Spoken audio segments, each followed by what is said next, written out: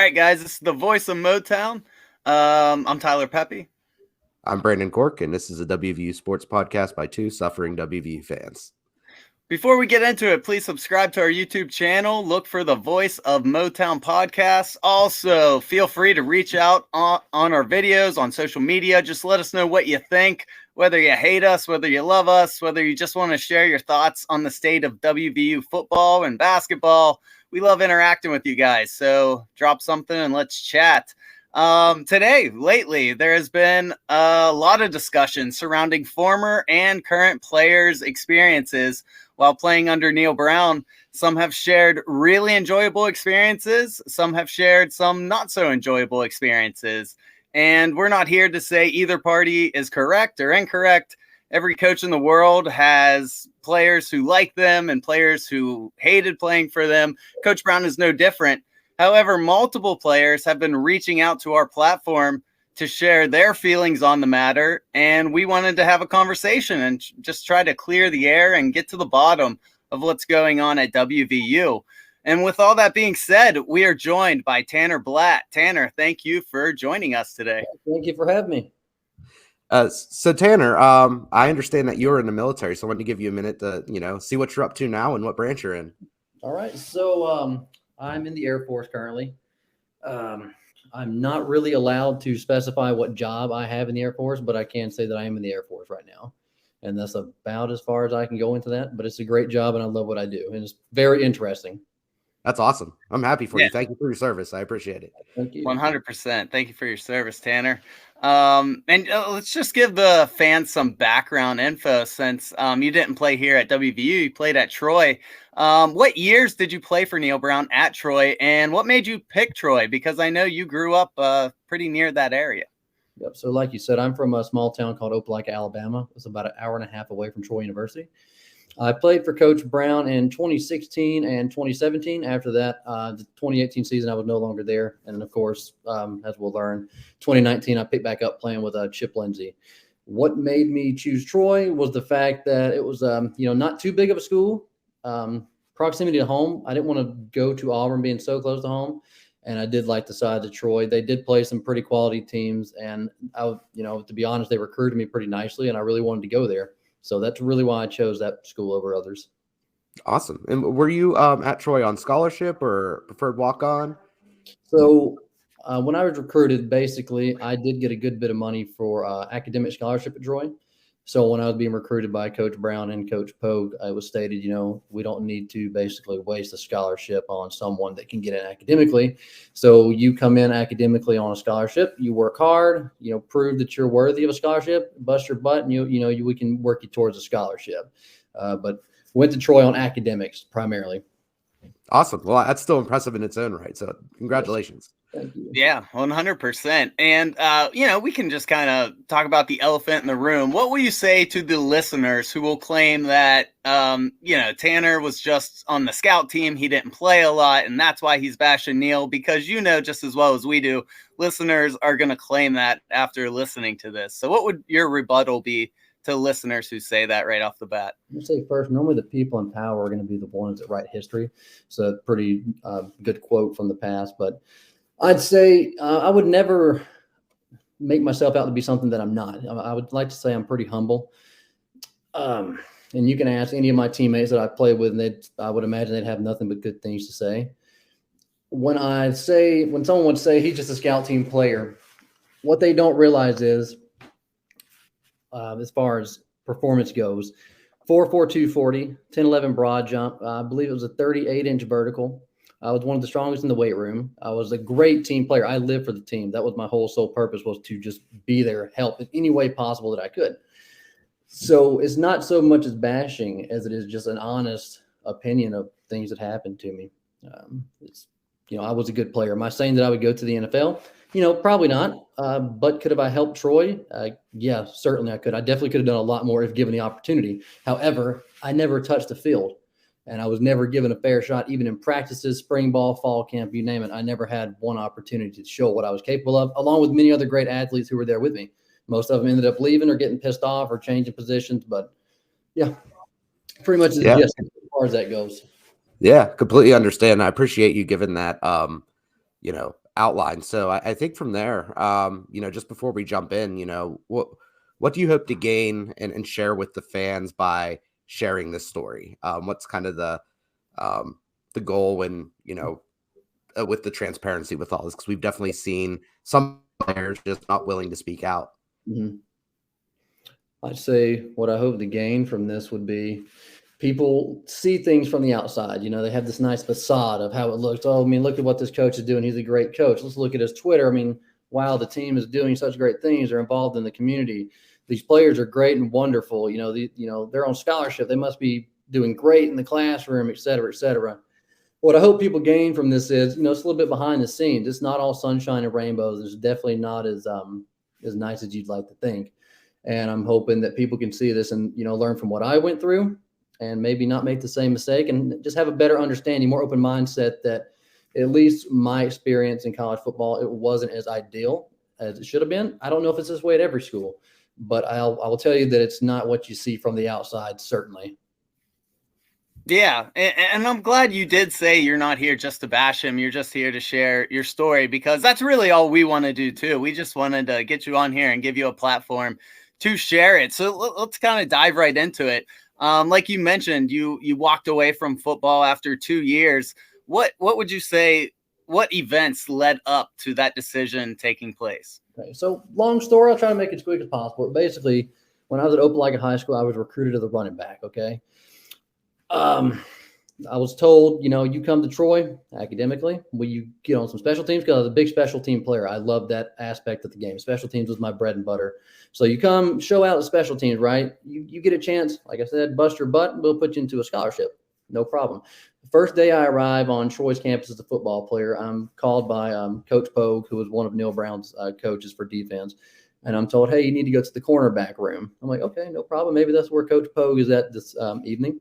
And I walk into the room and they say, all right, guys, this is your new cornerback. And I'm like, what's going on here? I've never played cornerback. I might have played like 10 snaps on defense in high school. And I'll tell you, I was not a very good defensive player. I don't have the hips and the movement. And I sure as heck don't have the natural flow of defense. It's not my game style. So anyway, played cornerback. I went as hard as I could. Balled out on special teams, on scout team, did the best I could. I actually won numerous awards for that as a scout team MVP. I blocked double-digit punts on the scout team. They absolutely hated going against me because I'd go hard, but at the same time, they loved me because I'm pushing them. And that's what, at the end of the day, that's what I was there to do, is to push the guys and make them better and be prepared to play. So we did that. We did workout warrior and things. I was told by the workout staff, Coach Horton, one of my favorite coaches of all time, in the weight room, he said, if we can give you the weight room warrior every time, we would, because I just thrived in the weight room. And, that's why I majored in exercise science. I love the weight room and I really enjoyed it. So we did that. We did challenges where, you would go against another position player, you'd do, shuttles, 5-10-5s, jumps, whatever it may be. And you would compete. And I would absolutely run circles around them as a walk-on, right? During my time on scout team, I became really good friends with the scout team coaches. I was basically allowed to pretty much run and teach the scout team weekly based on the team we were playing to help. Like sometimes the coach couldn't be around. He couldn't control every player out there. So they're like, hey, Blatt, you need to get your scout team up. You need to go get them in these positions. We're going to be running play A, B, C, whatever. Go get them ready. Okay, so I would do that. A big frustration that came, before I forget, is, you would bust your butt on this and do great. And you would get a new guy who's on scholarship who would come in. He'd be there for maybe a week. And I'd been there for a long time doing the scout team. He would come in. He'd do one thing right. Oh, man, absolutely great job. This is what hard work looks like. Let's get this dude on starting special teams. And, myself and a lot of other walk-ons are sitting there like, why aren't we getting the opportunity when we've been performing? Like I said, I blocked double-digit punts on the scout team punt block. So I got to the challenges. We did combine scores, like I said, 4.42 40. The 10-11 broad jump was my best recorded broad jump. I had a 38-inch vertical was my best during, training, but I believe at Troy it might've been a 36, which still, I think is pretty good. So as a walk-on, my scores as far as strength and speed, agility was, I would say, within the top 3 to 5 on the team. one thing that I could have worked on was probably getting my weight up a little bit as a running back. Maybe I could have got up a little more, but we did have, smaller backs in the backfield as well. So, yeah. Yeah. Awesome. After my time on defense, we had an evaluation with Coach Brown. And I basically told him like, hey, I came here to play running back and I'd like the opportunity to play running back. And I said, I honestly believe I can surprise a few people. And he reluctantly agreed. And I was moved to running back finally. And that time at running back, I was given 0 reps. The coach at the time was basically scared to give us reps because Coach Brown was on his butt pretty hardcore. He was stressed out. We did, we were not given any film, no evaluation, normally you think we did get to do fundamental drills, right? Handoffs, basic run, all that, but we didn't get to do like team drills, even if it was possible for us to do them. We would not get to go, or at least I didn't get to go at running back. That's as far as that goes. We were never given the opportunity to practice, honestly. The time came in the spring game, and we had pretty much every one of our running backs were either down sick, out, or hurt, right? And I'll never forget it. It was like yesterday. Coach Brown was out there, and he said, all right, Blatt, looks like you're going to get your chance. I'll say it nicely. Looks like you're going to get your chance. And I had no experience. I had yet to step on the field, even in practice. And thank goodness I actually paid a little bit of attention to some of the plays that I did get. And first run play, 20 yards down the sideline. We called shotgun, ran it again, 20 yards down the sideline again. Another play, 10 yards. Had a great spring game. Come back the next week, players are back. I'm nowhere to be found. I'm right back to just hanging out, not doing a thing. So the final breaking point was I just wanted to make the travel team to a travel game. And I busted my butt every day. And this last time I was not given the chance to even travel. And I said, that's it. I got to work back home. I'm only able to take a certain amount of credit hours while playing college football because we got to make sure we have time for practice. I need to get this degree done, and I'm also training for a very important career in the military as well. It takes a lot of physical training, and I started focusing on that a lot more. And that was it as far as that goes. Yeah, that's really frustrating, man. I mean, I feel for you there. During your time at Troy, did you have a pretty good relationship with the other players on the team, in particular the other scholarship players? It does kind of sound like there was a clique group between scholarship and non-scholarship guys. I will say there was a huge divide on the team, and maybe not as much that people would care to talk about or feel, but I definitely, from an outside perspective looking in, I look back and I do see a huge divide with the team. And I can go into that real quick because it was a big part of me. It was very belittling as a walk-on at Troy because we would not get to go on the Trojan walk, which is, part of the tradition. You get off the bus, you do the Trojan walk. We basically walked to the locker room on game days. There was one occasion where I actually had to park in like normal parking and walk like half a mile to get to the locker room before a game. We might have been given jerseys for the game. We did not have pregame meals with the team. We didn't get to go to the night before. They would go watch movies and just hang out as a team. We did not go to that. And of course, you did not travel. That was for certain. You did not travel. So there was a divide there. And I'll tell you, it was obvious if people cared to see it on the team that we were just overlooked massively, just not cared for at all. Our time meant nothing to them. So I saw it, and I'm sure other people did. They might not want to admit it, but there definitely was a divide for sure. As far as my relationship with the team goes, though, I believe I am born to be a part of a team, hence why I joined the military as well. I love being a part of tight-knit units and working as a team. I look back on the roster, looking back last night, I look back at all the team rosters of Troy I was on, and I can go down the list, and I can look at every one of them. I can name them, talk about them, and I can tell you a story about every single one of them. And they're all good stories. I love my team, and, if I saw them today, I'd give them a huge hug. I miss them all, but they were great guys. So I love them. I'm sure they'd say the same about me because I was always there for them.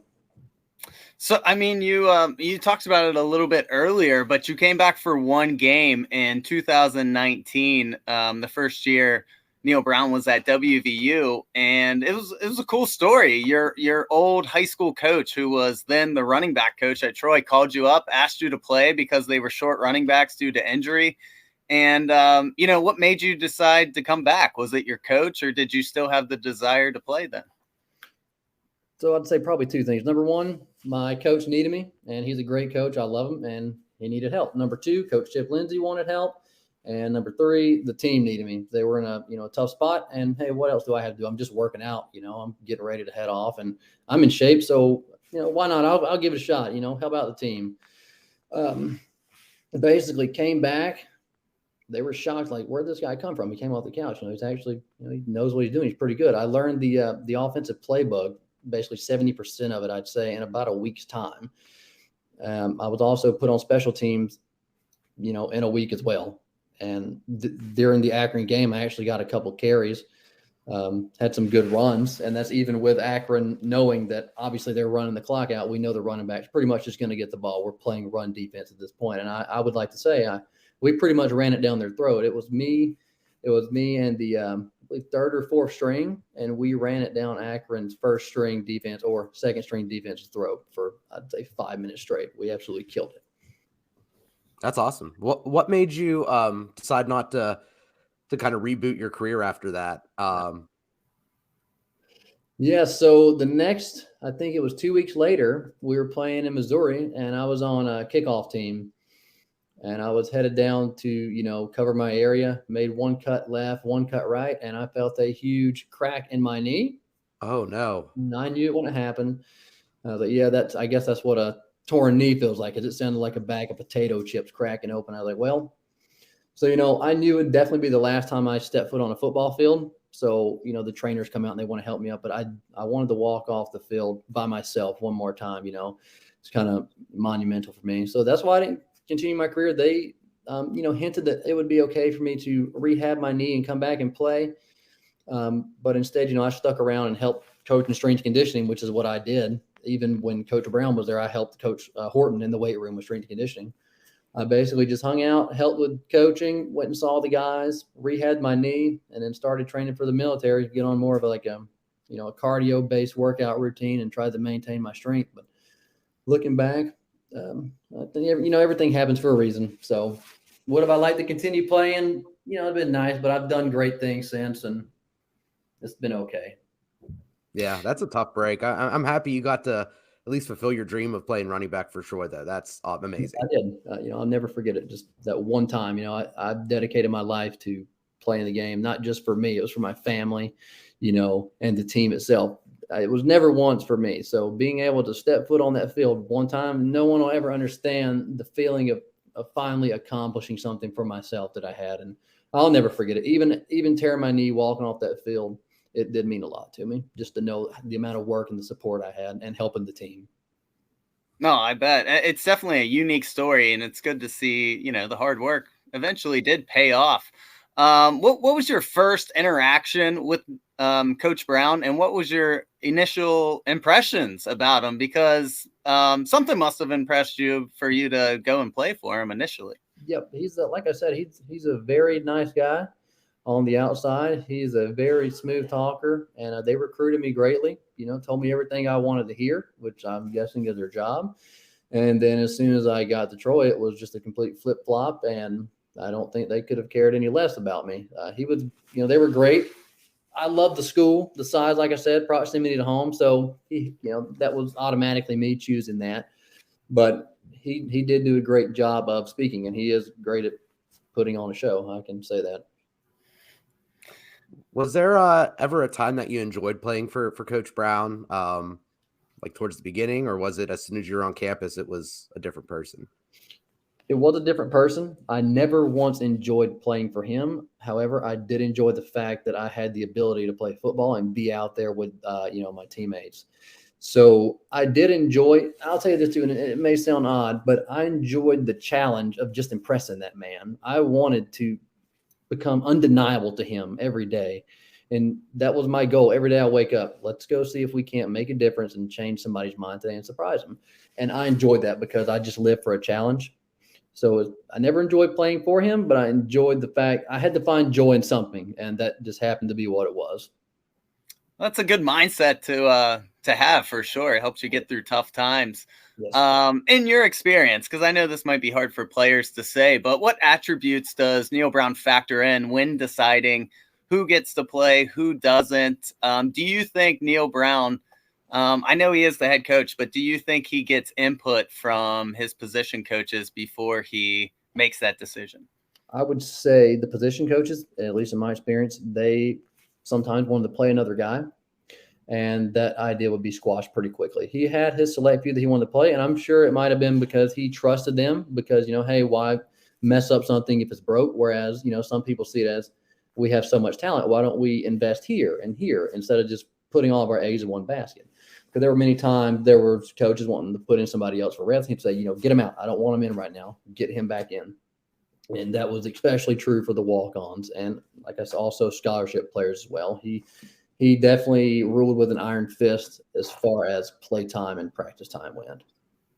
I'll just say from a WVU fan, I think we've seen that here as well. There's certain players that it's been real obvious that, it would be better if the backup got some reps to see if, that could turn the momentum around. And we haven't seen a Neal Brown team do that very often. We've seen it a couple times this past season when, it looked like we were pretty much out of bowl contention. He went that route, but I don't want to throw out names, but Jared Dagey, how many times did fans say, give a backup a chance? And he just, it did seem like he had his favorites and he just wasn't going to change his mind. Yeah, so, that was going to be my follow-up question is, the one thing that we've noticed through WVU is it seems like, that trust topic that you brought up, it seems like that's kind of what Neal Brown values more than anything is trust. So do you feel like that is his most important factor for a player is, does the guy do what I expect him to do? I'd say maybe he's comfortable, right? And he has his own idea of who can play. And I'm sure the players right now at West Virginia who are struggling might be asking themselves, like, what more can I do to make this man trust me? I'm here for film, I'm pushing myself. I do the workouts. I'm where I need to be on the right time. What more can I do to gain his trust so he can put me in? And it's hard because I wondered the same thing. I still don't know to this day what I could have done different because I did everything under the sun to just get a chance, and I was not given one. Whereas other people on the team could, get into trouble or say, for example, fumble a couple times, have a bad practice, terrible attitude, butt on their shoulders, just not being a team player. We're going to give that guy all the chances in the world. But the one guy with a ton of heart on the team that, brings some excitement to the team, we're not going to worry about him because I don't trust him. But once again, why? I just don't know the determining factor as to why. Yeah, that's a very interesting point. Kind of shifting tides a little bit. What, in your opinion, makes Neal Brown a good recruiter? Because during his time at WVU, he's actually been exceptionally good at bringing on some quality guys during our team. To our team. Also, he's a very nice guy. He's smart with his wording. He's intelligent. He knows how to get things that people, well, not my age now, but fresh out of high school guys that he can appeal to them. Look at all the stuff that we have. He can definitely blow it up and make it seem great and wonderful. And that's how he gets people. I'm sure he's a very nice guy. He's a people man. I'm sure that's what he's got going for him. He's a good talker. Oh yeah, that's the biggest thing here, and that's why so many people root for him to succeed because he does seem like that, everyday man. He can relate to everyone. He can talk, and so the problem is just we're not getting wins here in Morgantown. But Brandon mentioned how he's such a good recruiter. The biggest issue isn't getting guys here; it's player retention. Just so many are leaving, and this is a reality of college football nowadays. Players are going to leave. But the concerning thing is the number of starters that we see leave in West Virginia. And some players are leaving for guaranteed, playing time here at West Virginia, and they're going to ride the bench somewhere else. And that's the biggest red flag to me. Like, what is making those kids leave? And sure, you could say NIL, But is it purely NIL? Do you think Neal Brown's chasing some of these guys off? Do you think it's a combination? In your experience, why do you think WVU is seeing so many starters walk away? I'd have to say probably like we talked about earlier, people can see it from the outside. I don't know what they're going through, the current players, what they're going through, but I can imagine obviously the numbers are showing they're leaving. So there's something wrong. And it very well could be, you know, coaching staff could be treating them like crap. They're not being listened to. They don't like the flow of how things are working. And I say these things because this is what I experience and a lot of other guys experience as well. One of the big ones is just how, because I don't know all the coaches at West Virginia, but I do know Coach Brown, and I did know a couple of his coaches that were there before. And they don't seem to be very caring once you're there. You're just another number. You're a statistic. They don't care. Whatever's getting them, I guess, money, because at the end of the day, if they're winning, they're happy. And that's all that matters. And maybe at West Virginia, that's what's occurring right now. We can't see it, but on the inside, very well could be what's going on. Yeah, that's super helpful. And you know, a little bit more on Neal Brown here is, I think you alluded to it before, but you know, is Neal Brown, does he trust his staff to make decisions? Is he a delegator, or does he like to be involved in every decision made around the football team when it comes to play calling, offensive style, all that stuff? I'd probably have to say that more of like a dictator as far as how coaches do their stuff. Because if I try to remember everything as much as I can, but I do remember coaches doing things certain ways, and he would absolutely go off on them during practice or during film. And I did feel bad for a lot of the coaches, especially the graduate assistants, because they got absolutely, crapped on as far as how they were treated. And you didn't have much say. If you weren't meeting, his A, B, and C, well, you expect consequences, because that's how it was. There was no leeway. It was my way or the highway, pretty much. Yeah, I feel like we've seen that on the outside looking in here at WVU.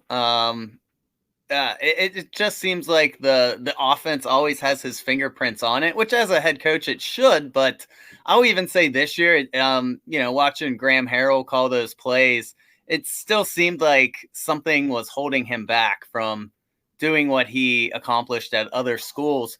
But just in your experience personally, Neal Brown obviously made a lot of false promises to you. And what made you still stay at Troy? Why didn't you transfer? Because even with the old rules, you could have transferred, sat out a year, and still been eligible. What made you just completely quit football? Yep. So why did I stay? Number one, I told you I enjoyed the challenge, and I knew what I was capable of, and I was just hoping for the one opportunity to make a difference. That's why I stayed. Also, I could have went back home and walked on at Auburn. At the time, I do believe Coach Blackman, who was my high school coach, was at Auburn. And then, he came to Troy a couple of years later. He was at Auburn. I could have walked on there, but I really didn't want to go there. Number one, it's expensive. It would have been a pretty cool experience to play at Auburn, but I just wanted to stay at Troy. I knew everyone. And one of the biggest things that kept me there was the fact that I loved everyone on the team. I became comfortable with them. And I may not have made a difference on the field, but I definitely made a difference in helping in any way possible. So, I feel like there was more to gain by staying there than transferring somewhere else and having to go through the whole, switching and going to different schools. Pretty much why I stayed. I like that mindset. I mean, I feel like that's going away nowadays in college football when it comes to NIL and, everyone's moving, whether it's a coach or a player. I mean, it's great to have that mindset and value the family and the team over the self. So that's awesome to hear. It's definitely becoming a me world. And, people is getting smaller amounts of people that actually put others before themselves. So for sure. I couldn't agree more. So the one thing that kind of, tying everything together here that confuses us as WVU fans, I think as a whole, is, we have players who are coming out and defending Neal Brown and saying how great he is and how great he runs the program, while we also have about just as many, if not more, players coming out saying, that they can't believe that Coach Brown is still here and that, they just don't believe in the program underneath of him. So why do you think that is? What is it about Neal Brown that causes so much polarization? I'd say it's a pretty easy answer. Number one, we talked about he looks great on the outside. fans love him. I mean, and most time if you speak out against them, that people like to think, well, for example, me, he's just a walk-on. He's mad because he didn't get to play. He was a nobody, and he's just trying to, talk some junk about his head coach, and we're just going to brush him off. It's not true. Why would the head coach lie and be someone he's not? And I feel like when we talked about earlier, if only they knew what really went on, I believe you could take that 50-50 and definitely switch it to probably 80-20, no doubt about it. Yeah, we have seen that. Our friend Brad Smith is getting a lot of people reaching out to him, and they don't want their name to be out there publicly, and so and that makes a lot of fans not believe the stuff he reports, even though we know for sure it is accurate. It's just those people don't want to attach their name because they're still playing, and they don't want to try to ruin their reputation, being troublemakers, so on and so forth. So I see where you're coming from there. But to kind of wrap this up, what was your fondest memory during the 2 years that you played under Neal Brown? Because surely, you had to have some good experiences. Is there anything you look back on fondly during that time at Troy? Favorite memory at Troy University would be being with Coach Horton, our strength and conditioning coach, who was one of the greatest coaches I've ever had. And I believe he came to West Virginia with Coach Brown, maybe his first year. But being with him, working out with the guys and just getting after it, pushing each other, being out there at practice and being a part of the team with the guys was my greatest memory. Just being able to walk and run and everyday things in life is what was the greatest memory I'll have. The fact that I was blessed enough to have the ability to go play Division I football is something that people will never get the opportunity to do. I was able to do it and, make a difference in some people's lives. So looking back, I'd say that's probably what the greatest memory I have at Troy is. That's awesome. And I really appreciate you jumping on here. I hope that, this encourages other people to come out and talk to, whether it's positive or negative, about Coach Brown, because, I think as fans, we all kind of deserve to hear it, because while we're not invested in a physical standpoint like the players are, we are emotionally invested. And the past few years has been hard as WVU fans. Yes. Yeah, 100%. And once again, thank you so much for sharing your experience. And I like the way you approached it as well. We came on here, we weren't sure if this was going to be like a huge hit piece towards Neal Brown, but it wasn't. You have really good character. You just, shared what you went through, how you felt. And, I don't know how anyone can knock you for that. But most of all, hey, thank you for your military service. We greatly, greatly appreciate that. And it's been a pleasure, Tanner. It was very nice meeting you. I thank you very much for giving me the opportunity to speak. And I hope you guys, have a great rest of your evening and a great Christmas and good luck and, all you do.